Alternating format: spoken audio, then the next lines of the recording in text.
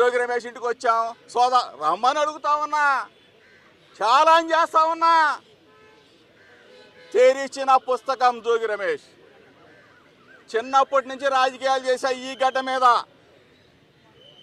దయచేసి మీడియా మిత్రులు, దీన్ని వీక్షిస్తున్న రాష్ట్ర ప్రజలు నా మనసులో ఉన్న బాధని, నా ఆవేదనని ఒక్కసారి అర్థం చేసుకోమని చెప్పేసి మాత్రం విన్నవిస్తూ ఉన్నా.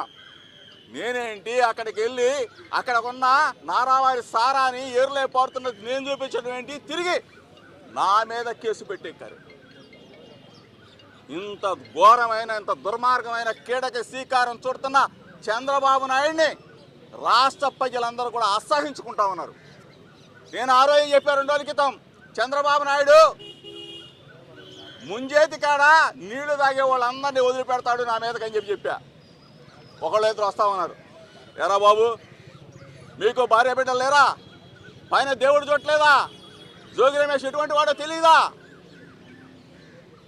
మీరు చంద్రబాబు నాయుడు లాగా పాపాన్ని కొడుకు పెడితే పైనుంచి దేవుడు మొట్టికాయలేస్తాడు.